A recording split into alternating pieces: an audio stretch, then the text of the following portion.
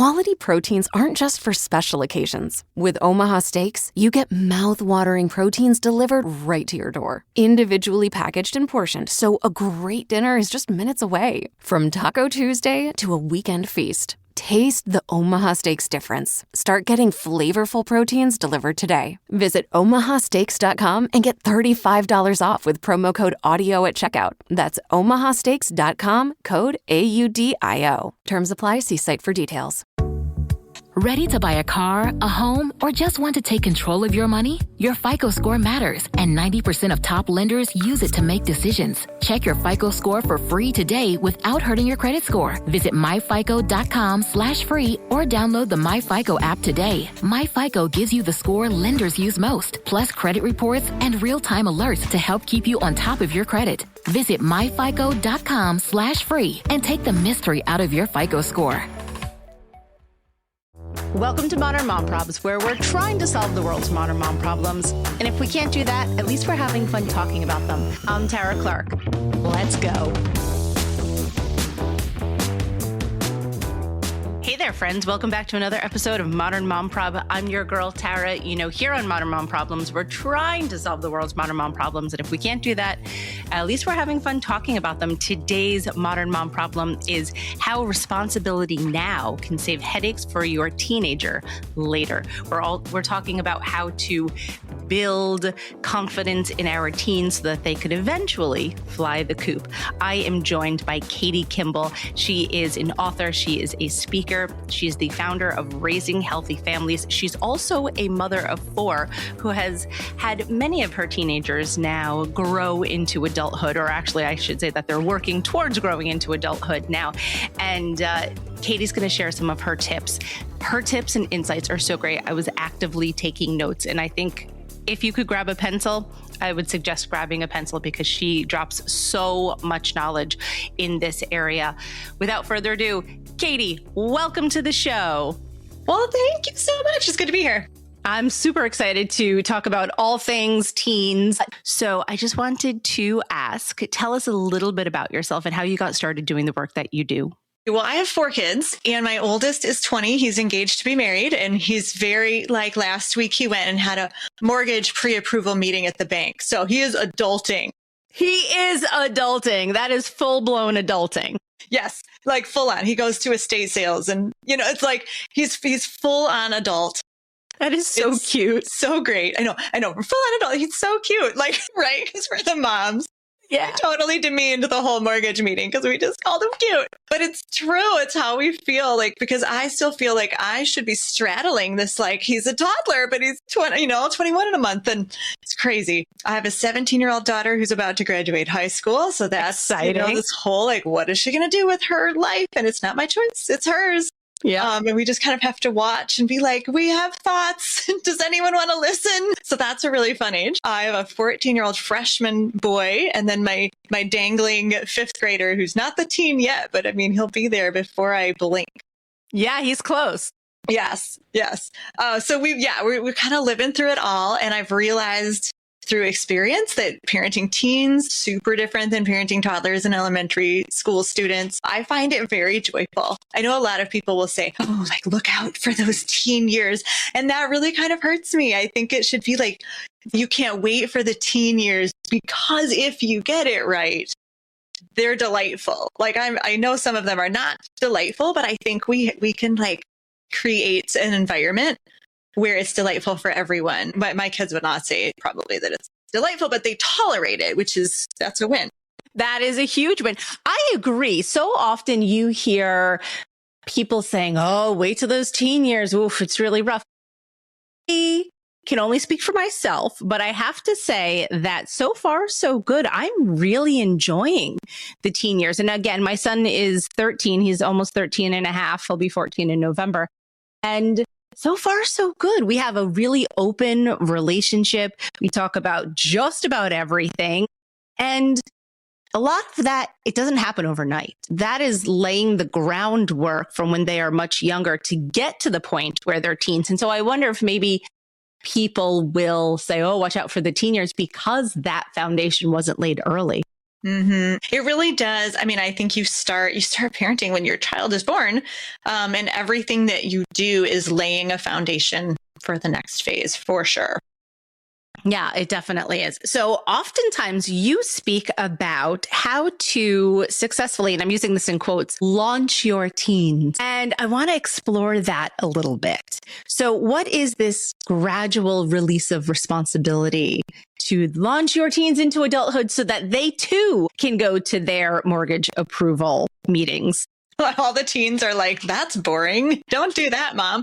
No, I'm 45 and I still think that's boring. Which is adulting, right? We do the boring things and we see the value in them. I think the gradual release of responsibility is what I call that whole process of toddlerdom to teenagerhood. I think it's really unfair for us to expect particularly if we let them get all the way to 18 and we've never given them responsibility for their own life decisions, schedule, etc. They are going to get walloped in the face with an avalanche of every single adulting skill ever, like all at once. That's not fair. That's not cool. So in order to avoid that, we want to start right when they're toddlers. How can we give them, go get your own diaper, throw your diaper away? We naturally do that sort of, but we have to really push ourselves, I think, because it is faster and easier to do it ourselves. We're grown-ups. We know how to do the things. We've been doing it for a long time. So we've got to have that self-talk in your head of, okay, mom, this is really important. This will take 1 more minute or 2 more minutes. This may make a bigger mess than if you do it yourself, whatever the skill is. But the passing on of that responsibility gradually is so good for you and it's so good for them. And it means that when they're, 13, like your Jack, hopefully, Jack can start to make some of his own decisions. Maybe is he waking himself up with his own alarm by now, or is that a next step? No, at this point he is not, but it is a next step. We recently put a clock in his gaming room, and when he sees that it's a certain time, he knows to get off the computer, and then he goes, takes a shower, and brushes his teeth. So I don't necessarily have it in the morning so well, but at night, I have to say we're in a really good routine. And that's the thing, is we can't do it all at once. I was trying to shoot in the dark. What might the 13-year-old have already? But I love that he's learning to put himself to bed at a certain time.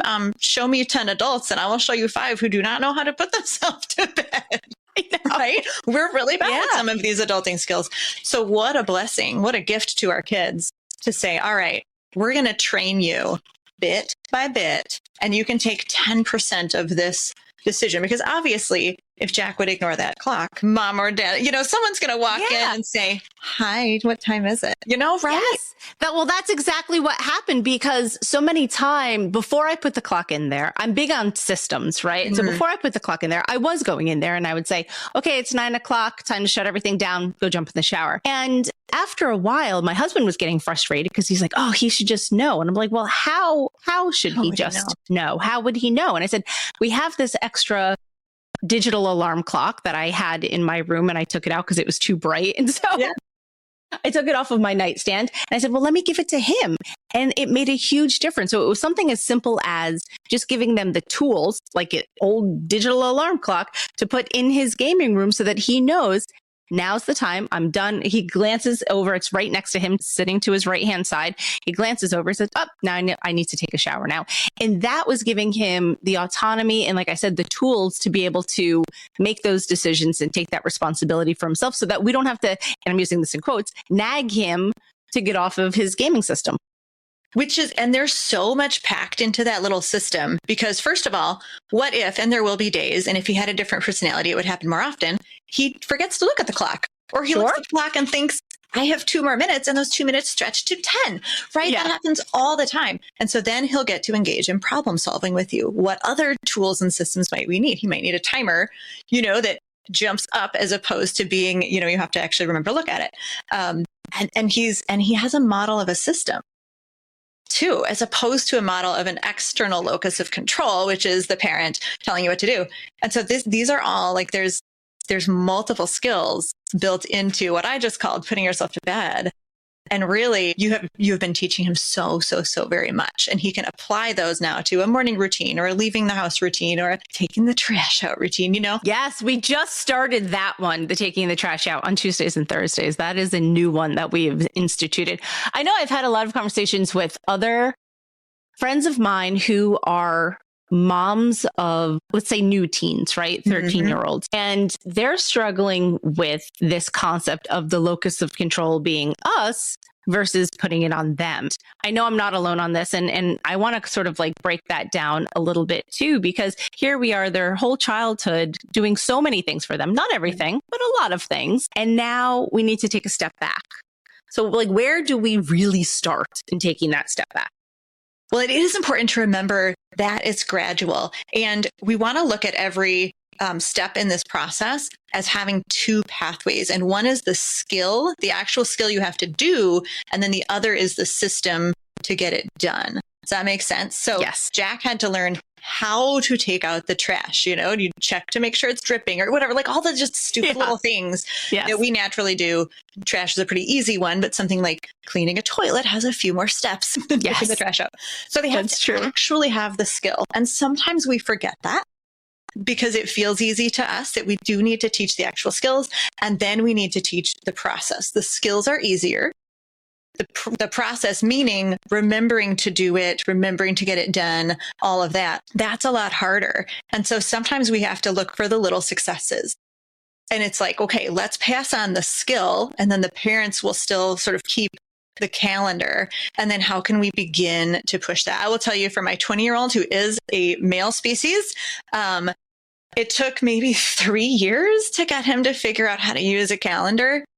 Well, I say all the time, it felt like going through a thick jungle with a machete and like, please look at the calendar. You have to look at it or it won't work. And then we'd come into a clearing and he would suddenly like start putting some of his events in the calendar. So we actually knew where he was. It was like, oh. And then we're like back in the jungle, like, no, you forgot about the calendar. So I will tell you from experience that it takes time. And so especially with those new teens, like 12, 13, 14, you can't expect to say, okay, task, process, hand off. They open the Christmas present and now they own that and you'll never land back on your plate. I promise you it will land back on your plate sometimes. So I think if our expectations are appropriate, that can help our own like psychology of like, I'm not failing. It's just a path through a really thick jungle and I need to sharpen my machete again. That analogy is now stuck in my mind, and I appreciate that so much. Garbage in the calendar, like it's so difficult, and you're hot, and there's bugs, and it's like, okay, and the garbage smells, but it's beautiful on the other end. I promise you. Like I now have 2 kids who know how to use a calendar very well. I don't have Life 360, so I cannot use a digitization to figure out where they are. I have to rely on old-fashioned things like them telling me. Or I can check the calendar and it's beautiful. So now again, I have this freshman boy who doesn't have a phone yet. And I'm like, oh, we're going to have to go through that jungle again with him. Get it ready. Yes. But anyway, think of it in that way. Remember to teach the skill first. And so that's a lot of what I do. We have this life skills camp. We have cooking classes. And so you can delegate that really easily if you don't want to teach it. No, that makes sense though. And it's funny because my husband and I often have these types of conversations of like, we need him to get to do X. And you're right. It starts with knowing what the skill is. Sometimes we just take for granted, and I'm using loading the dishwasher as an example. We just know how to load the dishwasher. They may load it like, I don't know, a rabid raccoon. It does. But there's like a certain method to loading the dishwasher and unloading the dishwasher, right? And so I think you're right. The onus is on us to teach them like as if they were learning math skills at school or something else, and then just reinforce that and practice it time and time again. Yeah. So, and what's great, because you can delegate that may take a little bit of a load off, because sometimes when we're the parent and we're just it feels like we're constantly telling our kids to do things, how to do things, that they did it wrong, when they need to do it, it's a lot. And so if we can break this up into, okay, I could get a little help, right? I could use a cooking class online, or I could use a life skills workshop or whatever, or I could find a great YouTube video if it's a very specific skill that they need to know and sort of outsource that And then I can be their partner walking along to help them figure out that process. And I find in the process portion, asking questions is your best toolbox skill. So in other words, if let's take Jack and his clock in the gaming room. If it's 9:05 and you realize it's 9:05 and you've not heard the shower start, rather than go in and say, which is like, this is the knee-jerk reaction of many parents, is like, Jack, it's 9:05, you're supposed to be in the shower, you're not in the shower, right? It's all telling at. Mm-hmm. But far better, if we're actually training them to have that gradual release of responsibility, far better to say, have you noticed what time it is? Right. And let him have to, defend himself or whatever. Mm-hmm. So if you can figure out how to put a question mark at the end of everything you ask, and again, we won't get that right all the time. As many questions as we can add. Have you noticed, what happened with, or whatever. So do you think that you need a jacket? That one will never work, but good try. I try. That would be more like, see, that's too obvious. You showed your hand on that one. So if you want him to wear a coat, you have to say, have you checked the temperature today? Because that's the actual adulting skill to know you need a coat, is to actually think about the weather, right? Temperature. That's a good one, Katie. That's what I'm going to do. Have you checked the temperature? Good luck. You have a 25% chance of getting the middle schooler to grab a coat. No, that's a struggle. That is, I know I'm not alone on that struggle. No. At least he wears pants, so that's okay. I have a lot of friends whose children still insist on wearing shorts in the dead of winter. So at least we're wearing pants. Let's go with that, because there's wonderful natural consequences. And here's the thing. If my kid's legs are cold, it doesn't actually affect me. So, questions there, honestly, if it's not going to hurt anything, that's a great example of a battle we might not want to pick. If they start complaining that they're cold, or if things are happening, then we ask those questions. What are you going to do if you get cold? Or do you mind being cold? And if they're like, no, you're like, great, this is a decision that is fully on you.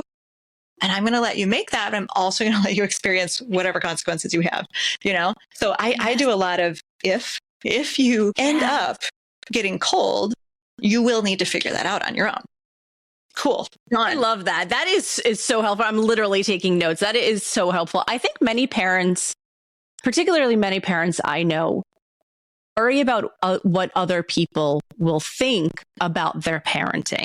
And so they're taking that as a reflection on them if they send their middle schooler out with no coat or to school with shorts on in February. And so part of them wants to let the kids have autonomy. And then the other part of them, I think, feels judged. So what would you say to that? Man, that is hard. I happen to be one of those people who acknowledges that I'm weird, and I just kind of own it. And so I'm really used to people thinking that I'm not exactly their people, I guess. I don't know. So for me, that's easy. I don't worry as much. I'm not worried about it. I'm just, yeah. And that's honestly, I really want us all to be able to raise our teens to worry less about what other people think.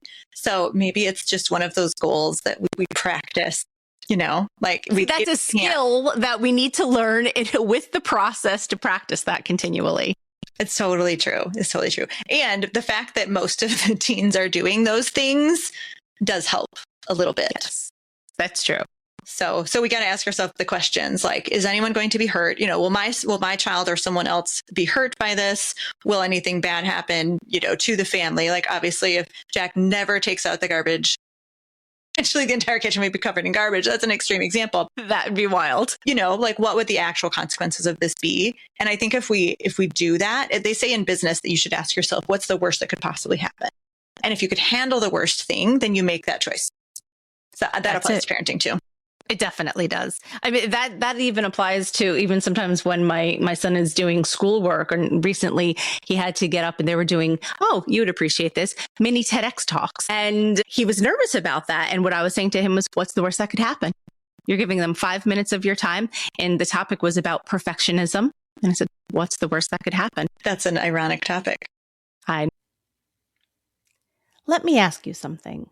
Who creates the comfort that makes a house feel like a home? It's mom. It's usually mom. In this Mother's Day, I've been thinking, what would it feel like to actually give her comfort back? And that's why I love Cozy Earth. Their robes and slippers are truly next level. They're soft, breathable, and thoughtfully designed pieces that feel like a deep exhale at the end of a long day. I love how intentional everything feels, from the cozy fabrics to the little details like the fit and the pockets.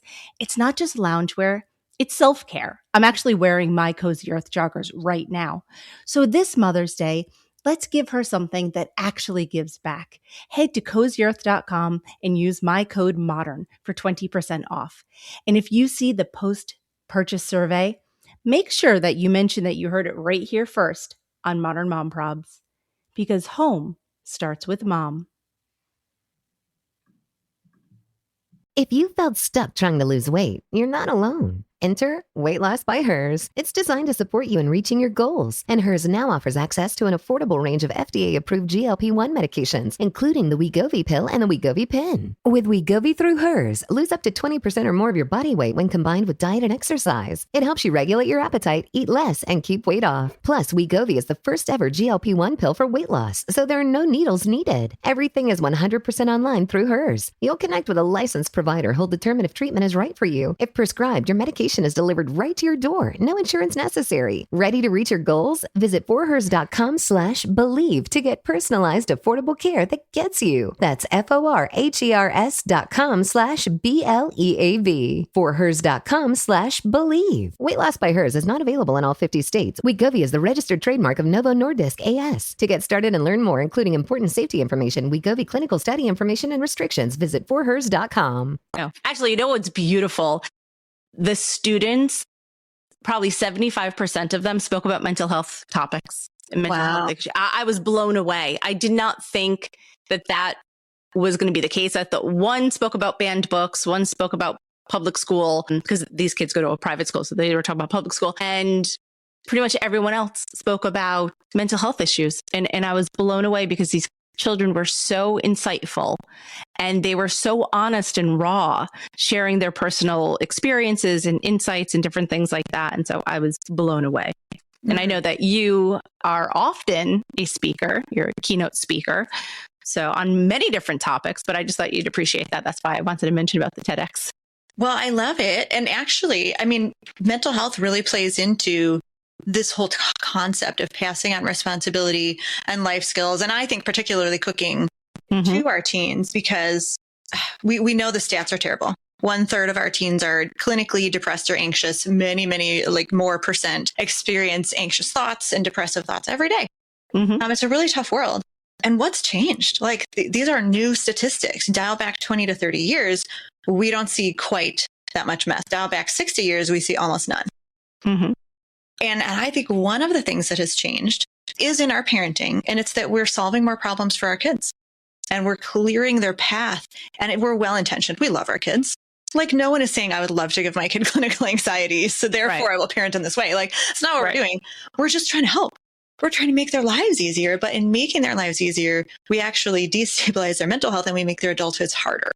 And it's a bummer of a natural consequence to sort of that helicopter parenting. So what do kids need as an anti-anxiety effort? They need to have skills. They need to know that they can do things. They need to have practice in problem solving so that if something goes wrong, whether it's a little deal, a medium deal, or a big deal, their brain is not thinking, where is the person who will help me, right? Imagine you're a 14-year-old and something goes wrong and everyone has solved your problems your entire life. And there's not really anything marketable that you can do. You know, you can't cook for yourself. You can go to school, you get your homework done, but your parents are telling you to do it. Even the little deal problems are pretty catastrophic because you're always looking not for an external locus of control, but for an external solution. And that is so anxiety inducing that I probably can't fix something if it goes wrong. The flip, of course, is if you feel like you have agency in your life and you can fix problems when they go wrong, you're much less likely to suffer anxiety. And if you have strong bonds with other adults, that's huge. And there's a new study out of UCLA that says if you feel a sense of purpose, you're much less likely to fall into mental health issues. And so where do we bond? We bond over food. We bond over doing things together to, you know, shared responsibilities in the household. And what better purpose is there than to help the household run better and to feed and nourish and keep other people alive? I mean, I think that's just so incredible for a teenager to be able to say, I can cook a meal for my family. And I've done it. And I have this history of these data points where it's like very clear in their brain and in their body that they're capable. So powerful. It's so powerful. Now I want to talk a little bit about introducing cooking to your teens. How did you start that? How did you rally them to say, okay, now we're going to start making dinner together, and now they can make dinner all by themselves? Yeah, well, I'll start at the end. And so this is the goal. Remember, I have 4 kids, and 3 of them each make a meal on their own once a week. Kid number 4 is the sous chef for kid number 3. And when he turns 12 next fall, he'll have to take a meal himself. So like, I only cook half the week. That's amazing. It's a great goal for moms where like the mental load is heavy. I do all things. Yes. That's the end. Don't compare your beginning to my end. So I did get my kids in the kitchen when they were little, and that's easier because they have that intrinsic motivation. So if you're listening and you're just like, you're listening to this because you have an 8-year-old and you're like, someday they're going to be teenagers. It's wonderful when they still want to help. By the time they're flipping to 10, 11, 12, 13, the intrinsic motivation is veritably gone. Yeah. And so with teens, the framework that I've discovered really is to start with what they want to eat. So you just ask, again, it's another question mark. You ask them a question. And particularly the best opportunity is when they complain about your meal. Totally button pushing. You're feeling upset. Be like, oh, Katie Kimball said this is an opportunity. Wonderful. They're complaining about my dinner. You say, I'm sorry, this is not to your standards. Had you been the cook, what would you make? Okay. If you were cooking for the family, what would you make? What do you want to eat? It always starts with the questions, Katie. I love that. I'm a teacher. It's what we do. So right. Good. But if you can get them, to tell you what they would want to eat, then it's like, well, that's kind of cool. Would you like to learn how to make that? And as soon as you can kind of like pull them in, what they're going to realize, if you then maybe you go look up a YouTube video or you grab a recipe for whatever they would say. Do you know what Jack would say? I actually don't know. He'd probably say order a pizza. Okay. Well, let's say pizza. And you're like, oh, do you have it in your budget to order a pizza? He would say no. He would say no. I'd say, well, I'm happy to pay for the ingredients that are already in this house. Right. So you do have to have like some standards. Yes. So, but if you can make pizza from scratch, we can totally have pizza. And then you pull up a recipe and you would ask another question. Have you ever kneaded dough before? Do you know what that means? KNEAD, to knead dough? Of course, probably not. And so what you want to do is unpack whatever it is, pizza, mac and cheese, chicken nuggets, steak, and baked potatoes. I don't care what it is. Actually, he probably would want steak, which is awesome. So then do you know how to use the grill? Do you know what kind of steak do we need to buy? Steak, I hear steak's kind of tricky. You can easily overcook steak. So they're basically whatever meal they choose, you're going to unpack that into the 7 to 12 different skills that they need, because cooking is all about having a toolbox of skills. It's not about, I know how to make steak. Because to make the steak, you do need to understand a little bit about protein and doneness and moisture and salt and turning on the grill and not blowing yourself up. Very important, that last one. You need to know about raw meat safety. And so what happens when you start unpacking that is it's almost like a game board littered with pieces. And you say, okay, I don't know if you're going to be ready to make steak tomorrow, but what if we figured out like 2 of these pieces? How can I just teach you to use the grill? Right. And then maybe you're like co-creating a meal where you're doing some and the teen is doing some. And what you're doing is building this beautiful scaffold and this beautiful staircase that makes it feel a little easier. Whereas if you said, you know what, I'm tired of you complaining about my meals you're cooking tomorrow. Like, they're like, that's huge. It's too much all at once. But if you can first pull them in with some motivation of what they want to eat, because teenagers do tend to like food. Yes. And then break it down into these skills and just go at it very systematically. You can almost trick them into doing something really, really difficult before they realize you've asked them to do something difficult. Because that's when you're going to get that resistance of like, this is new. This is hard. This sucks. I don't want to listen to my mom or dad because they've just handed me this like bag of bowling balls. Because it's too many skills at once. So we need to hand them like one bowling ball at a time. Yes, that totally makes sense. What meals are your teens making right now? Well, so John is my third kid. He's the 14-year-old. So he's been cooking for 2 years now. And what we do with our kids is we let them start a whole school year with the same meal. So we love Mexican. He gets that under his belt. Yes. So he is a master at tacos. He can do, tacos, homemade seasoning, homemade guacamole, all the veggies and salad in 30 minutes. Yeah, I know. I'm like, I can't even cook that fast because he built mastery, over a whole school year, minus some weeks where, he's in sports and he's in theater and stuff. And then the second year, they go every other. So he still got to make his friendly tacos every other week. And then he had to choose a different recipe. So he's jamming for sure with the tacos. My oldest, Paul, he has a couple meals that are his favorite. They tend to include rice. Like he loves to make chicken fried rice. It's just his jam. We have a beans and rice, like instant pot recipe with eggs on top that he really likes. My daughter she's the new and novel. So she'll sit there and be like, I don't know what I'm making. I have like 10 recipes, she's like 10 new things that she kind of wants to try. So she's always all over the place, but she has a lot of protein goals right now. So it tends to be like high protein, chicken based, a lot of like build your own. So like a Chipotle bowl bar. Mm-hmm. I love that. Ranch chicken salad / wrap, kind of build your own. Love that. So she does a ton of stuff like that. And yeah, we're going to miss her when she goes to college because she's I could imagine. I am so impressed. I'm so impressed because in my mind, I could imagine my son just being like, I'm going to make pasta with butter, which is fine because you have to start somewhere. Yeah. And I feel like that's where we would start and then inch our way up. Well, and so what's funny is that my son, John, he'd been cooking for a whole year, maybe a year and a half with the taco thing, right? And he decided to make pasta. And I thought, like, pasta, that's like an easy peasy meal, right? A pasta, jar of sauce. Maybe you have to brown the beef, which he's a pro at from the tacos. Yeah. And he kind of stomped into the office like half an hour later. And he's like, pasta is still hard. And I'm like, well, did you follow the directions on the box? And what ended up happening is that the box of pasta doesn't say boil the water first, right? It'll just say cook for 7 minutes or 11 minutes, whatever it is. So the poor kid put pasta in cold water, turned it on low simmer. And 45 minutes later, it's still really hard. That'll do it. What a funny thing. He's been, learning to cook since he was 4, and I never taught him to boil water. So yeah. That was sort of the genesis story for when I created Teens Cook Real Food. One of the first segments is literally called How to Boil Water. And it's all the things you can make. Like pasta, boiled potatoes, hard-boiled eggs, rice. You think about all the things where you have to know how to boil water. So many things. It's literally the basis of so many things. How to boil water. And it sounds, it's just a little cheeky because that's what I do with the teens is I want to be kind of goofy. But legitimately, there are many thousands of Google searches every day for how to boil water.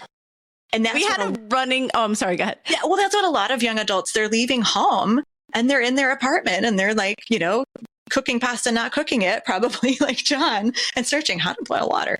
Like poor kids. I don't envy them. I want all of our kids to know like how to make the basics. Yes, exactly. We had a running joke in my family about my grandfather because he didn't know how to boil water. Maybe he did, but there was the running joke, and God bless him. He lived to 93 years old. So he lived to 93 years old and didn't know how to boil water. But we say that, but he probably could. But that was always, but it's one of those things where you do take it for granted until you need to have that skill. And then you don't. And then 45 minutes later, you're still looking at hard pasta. Right. It was not an easy peasy meal, as it turned out. No, that is too funny. I want to ask you about your life skills camp too. What are some of the types of skills that your students learn?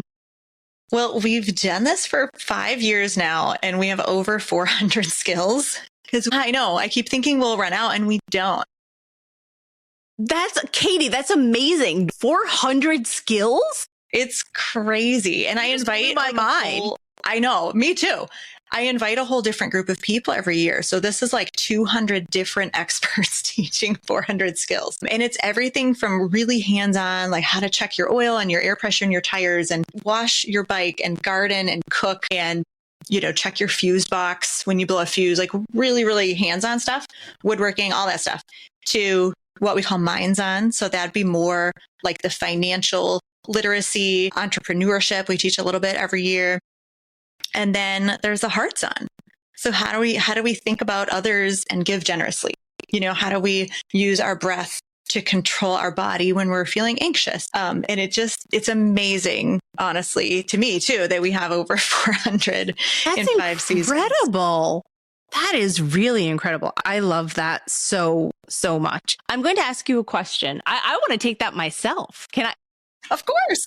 Grown-ups do it too. People will email with questions like that. Can my 25-year-old developmentally disabled kid do this? And I'm like, it's online. I'm not watching you. Like, yes, of course, you can sign up. Don't have to be 13 years old. No. They could be 45 years old. It's okay. Yes. And our life skills camp is 5 to 18. So we teach the little ones and the medium-sized ones and the big ones. And a lot of parents, that's the most fun part actually, is that it's really become a family bonding, like summer adventure for a lot of families. And the parents will say, I am learning so much too. Like, this is kind of ridiculous. Yeah, because there are definitely things that I didn't learn growing up. I mean, you probably mentioned 4 things right there off the top of my head about cleaning a bike or checking oil or something like that. Like, there's tons of skills that grown adults haven't learned. I think that is absolutely fantastic. So now I'm going to ask you a question that I ask all of my guests, and I'm super curious to see what your answer is. Are you ready? Of course. Hit me. Okay. What do you think is the biggest modern mom problem today? Biggest modern mom problem. I got to pin it on screens. I think the way we are handling screens and the way our teens learn to handle screens is going to define not their individual adulthood, and it's going to define our society for the next 10 to 20 to 50 to however many years. And it's a big deal. And because it's so new, we have no historical evidence on this. You know, we can't say, well, you know, what did my parents do? I either want to do it the same or differently. Our parents didn't. They didn't have to. And so we're really charting new territory here. It's very scary, and we need a community. And at the same time, the screens are eroding our mom communities, but they build them too, right? Like, here we are, we're using a screen for good. We're using technology for good here. And we're reaching a ton of moms with this message and your message. Mm-hmm. And that's good. But we also find that we're meeting less in person, and we're doing less with other moms in our communities. And so I think we have a very big opportunity right now to get it right, especially for people right at your space where you're like, your kid is about to become a teen, and you're probably thinking a lot about individual screens and how to help him manage that the next 5 years until he leaves home.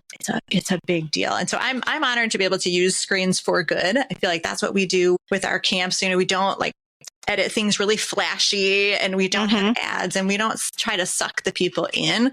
In fact, our promise to parents, whether it's with Teens Cook Real Food or our life skills camps, is we're going to spend the shortest amount of time on the screen, and then we're going to send them into the real world to do something with themselves. And it's great. Like, I don't think we need to go Mennonite and eschew technology. We've got to figure out how to use it well and how to teach our kids to use it well. Yeah, absolutely. I absolutely agree. 10,000% on that one, Katie. 10,000%. Tell everyone where we could learn more about you, where we could follow you, where we could learn more about the camps, the cooking classes, all the things. Absolutely. Well, at raisinghealthyfamilies.com/modernmom, I've got a free gift for your people. And I think it needs to be the systems, because when we teach our kids the chores, which is kind of where we started with that garbage, I've honed a system over 10 years that results in, like, I came home from breakfast out with my husband last week, and my freshman was home from school, and he was vacuuming, and no one had told him to vacuum. The system was just running because he wanted to free up his weekend to be more flexible. And so that's kind of what I want to give your folks, is this free chore that. I cannot wait to see that myself. Good. That is so good. Katie, thank you so much for being here today, and thank you for sharing all of your insights. Absolutely. Thanks for listening to today's episode of Modern Mom Probs. I hope you enjoyed our deep dive in today's problem with me, your host, Tara Clark. Join me next time when I'll be interviewing another great guest and tackling another modern mom problem. If you enjoyed today's episode, please leave us a review and a rating. As always, you can head over to Modern Mom Probs on Instagram and give me a follow, or check out my book, Modern Mom Probs, A Survival Guide for 21st Century Mothers, available online wherever books are sold. Well, that's it for today. See you next time, folks. Quality proteins aren't just for special occasions. With Omaha Steaks, you get mouth-watering proteins delivered right to your door, individually packaged and portioned, so a great dinner is just minutes away. From Taco Tuesday to a weekend feast, taste the Omaha Steaks difference. Start getting flavorful proteins delivered today. Visit omahasteaks.com and get $35 off with promo code AUDIO at checkout. That's omahasteaks.com, code AUDIO. Terms apply. See site for details. Dreaming of buying your first car or new home? Knowing your FICO score is the first step to making it real. With MyFICO, you can check your score for free, and it won't hurt your credit. You'll get your FICO score, full credit reports, and real-time alerts all in one simple app. Your credit score is more than just numbers. It's the key to building the future you've been working toward. Visit myfico.com/free or download the MyFICO app and take the mystery out of your FICO score. If you like the show, please take a moment to rate, review, and subscribe. It really does help the show to grow. Thank you for listening.